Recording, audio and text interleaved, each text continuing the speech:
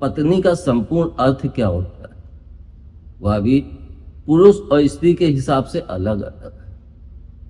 पुरुष के लिए पत्नी का अर्थ जो मैंने सोचा वह यही है कि पढ़ाई कराओ, मतलब पत्नी को अपने घर के विषय में वह ज्ञान दो ताकि वह उस घर के हिसाब से एडजस्ट हो सके। जैसे हम अपनी पत्नी को अपने हिसाब से बनाना चाहते हैं तो उसको उस हिसाब से समझा के प्यार से प्रेम से एक तरह से पढ़ाई होती है।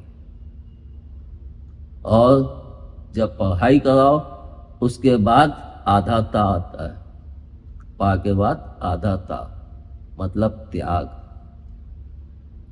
तुम अपना कुछ त्याग करो, अपने गुस्से का त्याग करो, अपने घमंड का त्याग करो, तब हम अपनी पत्नी को सही ढंग से पढ़ाई करा पाएंगे। अगर हम अपनी माँ के कहे पे या उस पे चलेंगे तो हम कभी भी अपनी पत्नी की पढ़ाई सही ढंग से नहीं कर सकते हैं और जीवन भर वो अपने कष्ट से दुखी रहेगी और हम उसको कभी भी समझ ही नहीं पाएंगे।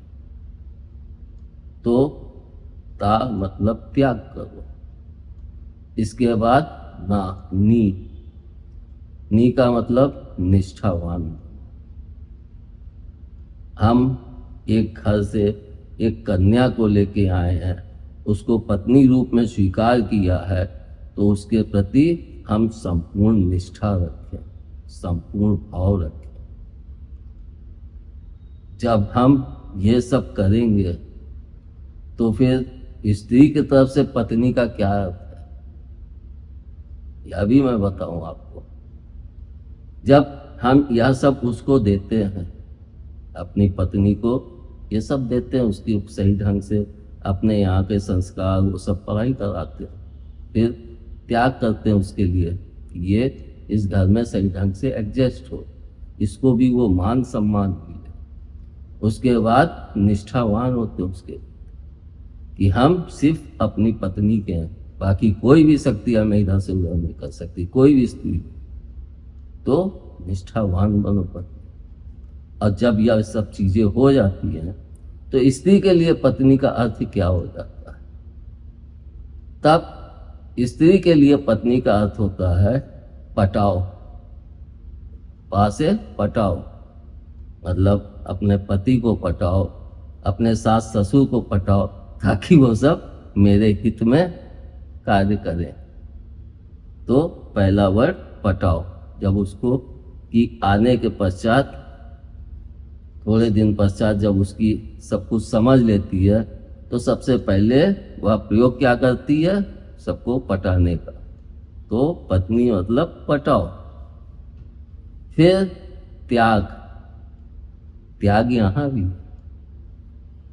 हम इस घर के लिए त्याग कर रहे हैं, हम इसको ऐसे हम अपना खर्चा कम कर रहे हैं, हम अपने पति के घर को उठाने के लिए ये कर रहे हैं।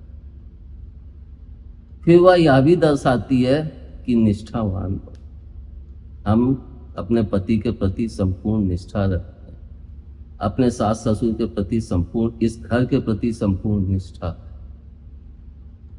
और इस तरह से जब वह इन सबको प्राप्त कर लेती है तब फिर वह धीरे से पत्नी अपने पति को अपने एक सोच के साथ आगे, मतलब तब पत्नी जिस हिसाब से अधिकतर मैं देखता हूँ पति को अपने घर से ज़्यादा प्यारा अपनी ससुराल लगने लगती है। उसको लगता है मेरे ससुर मेरा बहुत मान करते हैं, बहुत वो करते हैं।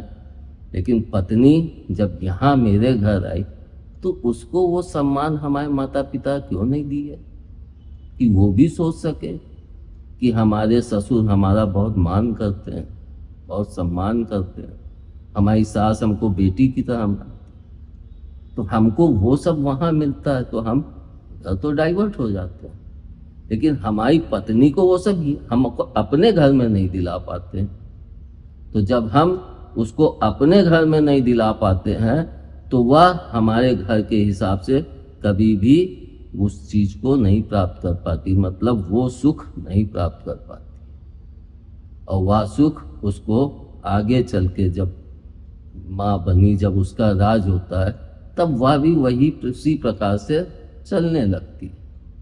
मतलब माँ के पश्चात ही संस्कार का जन्म होता है। जब तक स्त्री हो या पुरुष, पुरुष अगर पिता नहीं बनता है तब तक उसके संस्कारों का जन्म नहीं होता। और माँ, स्त्री जब तक माँ नहीं बनती है तब तक उसके भी संस्कारों का जन्म नहीं होता। यानी जब पति पत्नी इन दोनों पढ़ाइयों में पूर्ण हो के तब वो माँ बनती है, और जब वो माँ बनती है तो उसकी पढ़ाई एक तरह से संपूर्ण हो जाती है। तब वो क्या करती है, अपने यहाँ के संस्कार और अपने मायके के संस्कार, दोनों संस्कारों को, क्योंकि वहाँ तो वो बचपन से देखी हुई है संस्कार, और अपने ससुराल के संस्कार उसको अब सीखने को मिले, वो सीखी। और जब सीखने के पश्चात फिर वह किस मार्ग पे अपने परिवार को ले जाना चाहती है, तो धीरे से वह पटाव विधि के द्वारा अपने परिवार को उस मार्ग पे लेके चल पड़ती है। मतलब एक तरह से हम देखें तो जैसे पुरुष का दायित्व तो बाहर होता है, ऐसे स्त्री का दायित्व घर में। आप कभी भी देख लीजिए, कभी भी आप कमाते हैं, आप स्वयं पैसा रखिए, लेकिन आपको जब आवश्यकता होगी तो आपको शायद लगेगा कि पैसे कम है, लेकिन वही हमारी पत्नियां, हमारी बेटियां, हमारी माताएं थोड़ा थोड़ा धन जगह जगह रख के इकट्ठा करती, और जब कोई ऐसी मुसीबत आती है तो वो निकाल के देती हैं। तो हम लोग सोचते हैं इतना तुम कहाँ से जोड़ के रखो, लेकिन एक पुरुष कभी भी नहीं जोड़ सकता। इसलिए हमको पत्नी की गांठ को खोलना चाहिए, पत्नी के अंदर ज्वाला नहीं धधकनी चाहिए। अगर हम इस कार्य को सफलतापूर्वक कर सकें तो हमारे घर के अंदर प्रेम अपने आप लौटने लगेगा। कभी भी करके देखो। क्रोध कहते हैं, क्रोध को त्यागो तो सही निर्णय लोगे। उसी तरह से अपने दिल की ज्वाला को शांत रखो, प्रेम को बढ़ाओ, तो सभी तुमको प्रेम के साथ ही मिलेंगे। अगर हम ज्वाला रख के चलेंगे तो वैसे ही ज्वाला सब मेरे को रिटर्न होती है। इसको कहते भी हैं, जैसा दोगे वैसा ही प्राप्त करोगे। एक कहावत भी कही गई है, बोया पेड़ बबूल का तो आम कहाँ से खाए। उसका मतलब यही है कि हम जैसे संस्कार, जैसे बीज बो रहे हैं, उसी तरह से हमारा परिवार उस फल को प्राप्त करेगा। क्योंकि हमने बीज अगर कांटेदार बोया है तो हमको कांटे ही मिलेंगे, अगर बीज प्रेम का बोया है तो प्रेम ही मिलेगा। कुछ लोग कैसी है, तू काम नहीं कर पाती है, तू अपने बच्चों को नहीं रख पाती, उसको सफाई नहीं कर पाती, ये नहीं कर पाती, वो सारे इल्जाम एक पत्नी को ही दिए जाते। और ऐसा नहीं है, कुछ घरों में पत्नी जैसे, कुछ घरों में देखता हूँ ऐसे, कुछ घरों में पतियों की हालत होती है, वो भी दबे हुए होते हैं, जैसे कुछ बोल नहीं सकते हैं, क्योंकि वहां पे पत्नी मास्टर होती है और पति दबा हुआ। लेकिन अधिकतर घरों में पत्नियां ही दबी होती हैं और उनमें गांठ भी पड़ी होती है। इसको अगर आपको कभी आजमाना हो, एक विधि और भी है।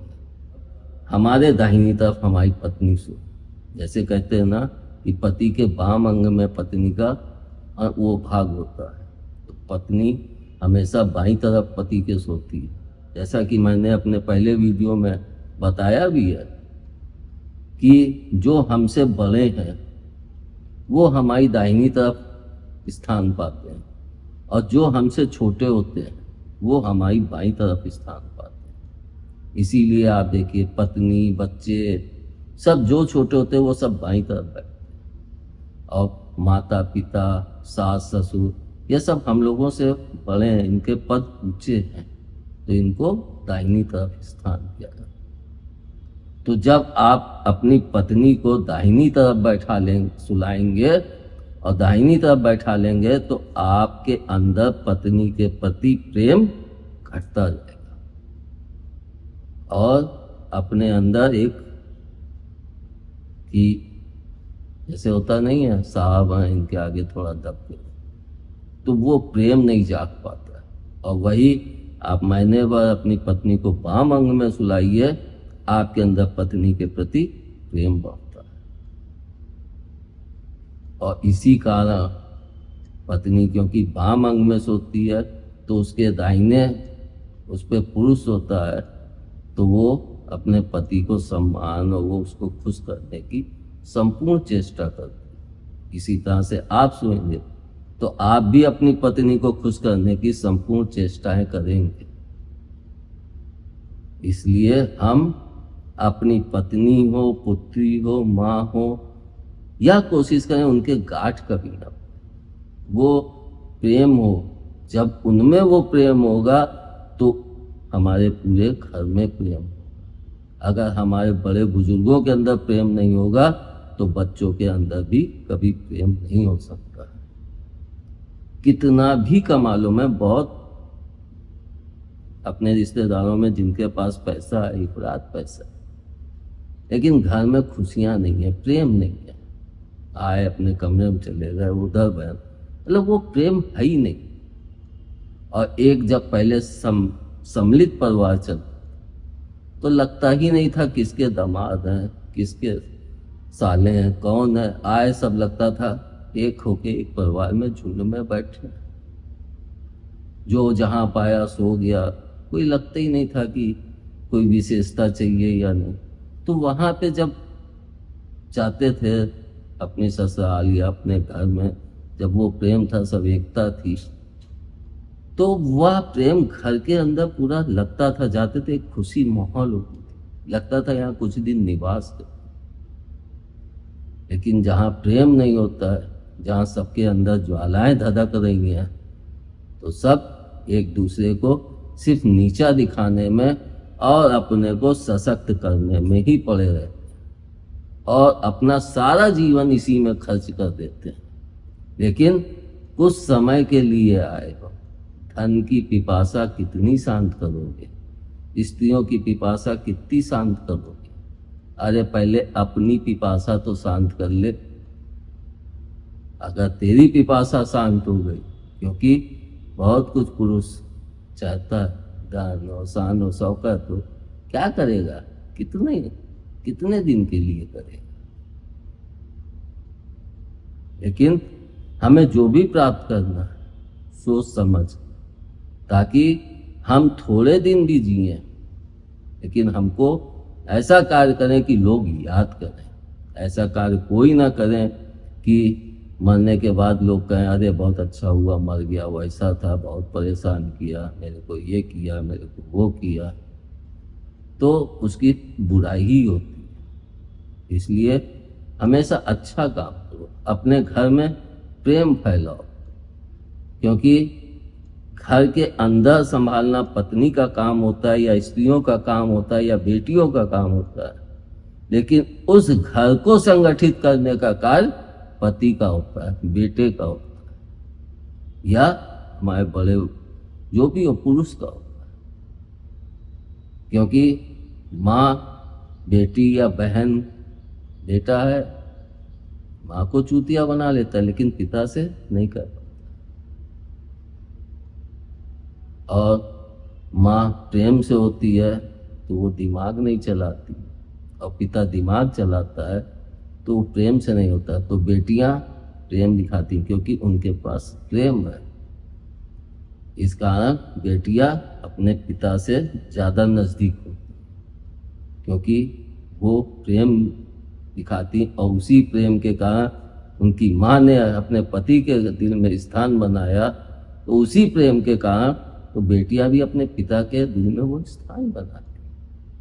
लेकिन वह प्यार, वह प्रेम एक बेटा क्यों नहीं दे पाता है?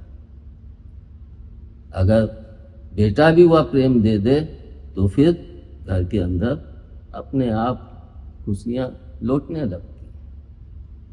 लेकिन सबको क्या होता है, मैं इतना पढ़ा हूँ, इतना जानकार हूँ, ये है, तुम लोग तो घर में चूल्हा बर्तन करने के लिए रोटी बनाओ। ये जहाँ पे ये सोच पनपती है उस घर में लक्ष्मी भी जल्दी वास नहीं। तुम कुछ दिन अपने ज्ञान से अर्जित कर लोगे लेकिन स्थिर लक्ष्मी कभी नहीं हो पाएगी। लेकिन हाँ, अगर तुम प्रेम से बढ़ोगे, सबके बीच में प्रेम रखोगे, तो स्थिर लक्ष्मी अपने आप निवास करेगी। तो फिर संस्कार, माँ बनने के पश्चात संस्कार का जन्म होता है और संस्कार हमेशा बचपन से ही दिया जाता है।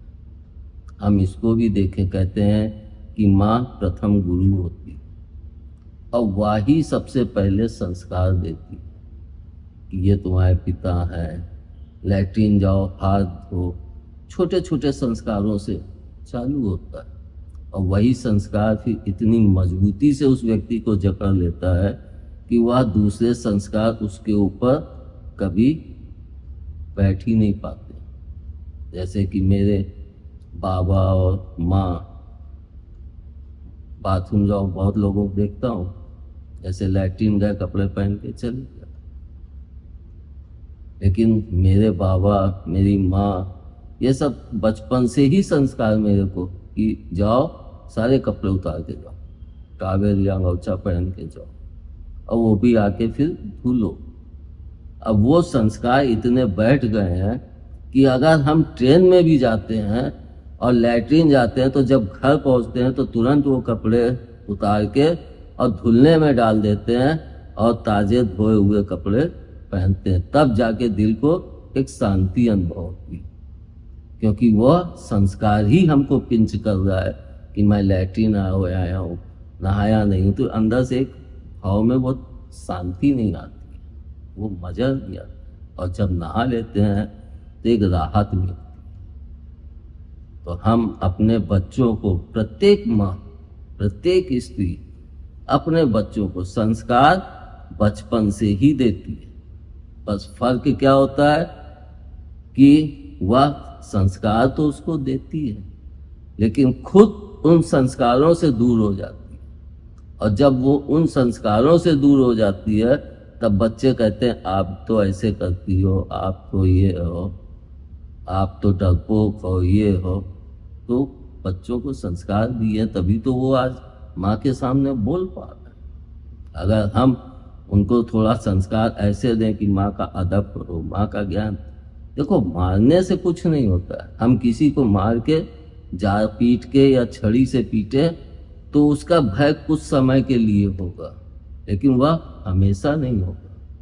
लेकिन संस्कारों का भय हमेशा रहता है। इसलिए हम सबको चाहिए कि हम अपने परिवार, अपने बच्चों को अच्छे संस्कार दें और ऐसे संस्कार दें कि खुद भी खुश रहो और दूसरों को भी खुश रखो। धन्यवाद। जय माता की, जय भोले। जय भोले, जय माता की।